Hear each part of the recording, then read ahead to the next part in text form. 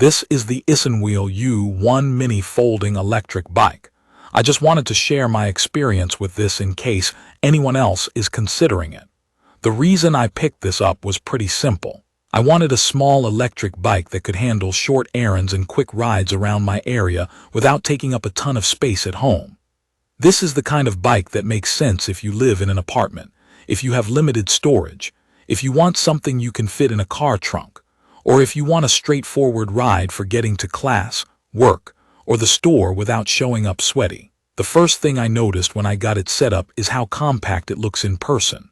The wheels are small and the frame is short, so it has that mini bike vibe right away. I was a little worried small wheels would feel sketchy, but after riding it for a while, I would describe it as quick and easy to steer more than unstable. It feels like it wants to turn. That is great for tight sidewalks, bike paths with people on them, or getting around parked cars in a city neighborhood. It also has a front basket, and I ended up using that more than I expected. I have tossed a small bag in there, a light grocery run, and a couple of random things like a charger and a drink. It is not a huge basket, but it is useful, and it keeps stuff off your back. Build-wise, it feels solid. When I picked it up the first time, my immediate thought was, yeah, this is not one of those super light folding bikes. You can feel the weight, and you can also feel that the frame is not flimsy. For my day-to-day life, the weight is manageable for rolling it out of my place, folding it, and loading it into a car. If I had to carry it up multiple flights of stairs every single day, I would not be thrilled. I can do it, but I would not call it convenient. That is just the reality of a heavier electric bike, even a small one.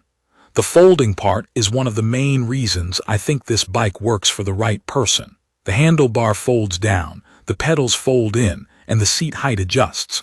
Once it is folded, I can tuck it behind a door or put it along a wall without it taking over the whole space. I have also put it in a trunk without doing any sort of puzzle game. It is still an electric bike, so it is not tiny like a scooter, but it is realistic for apartment living.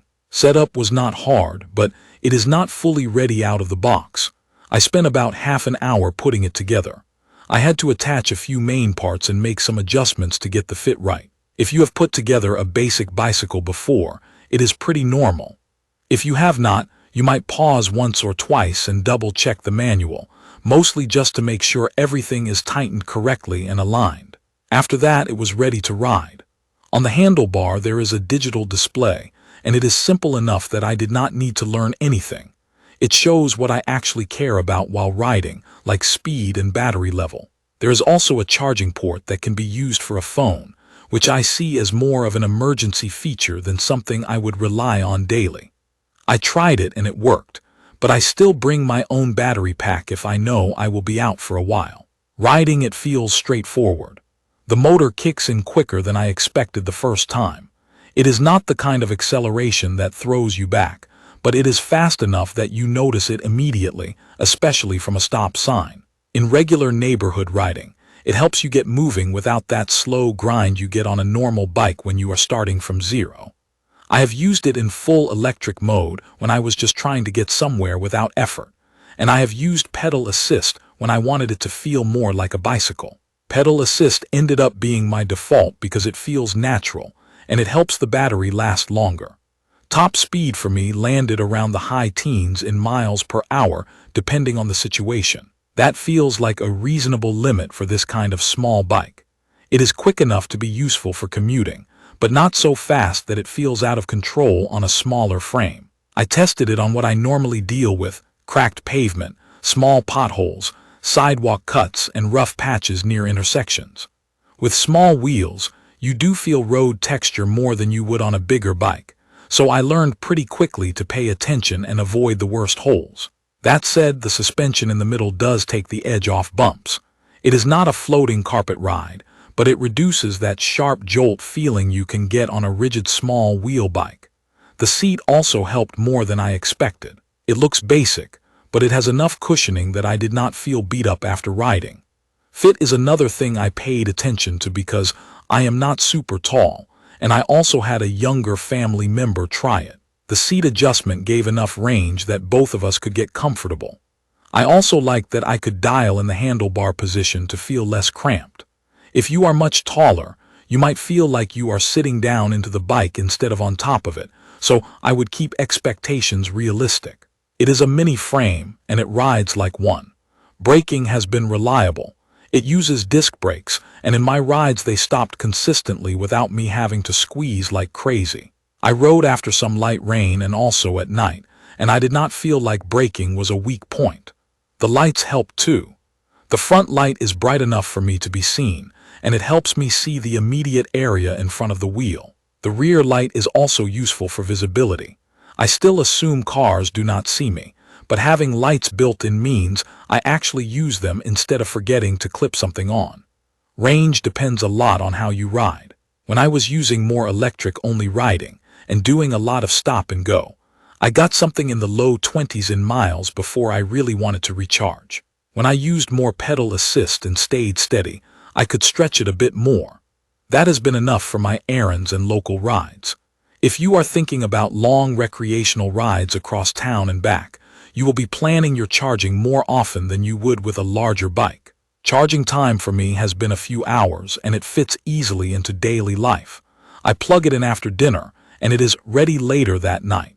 Hill performance is decent for normal slopes.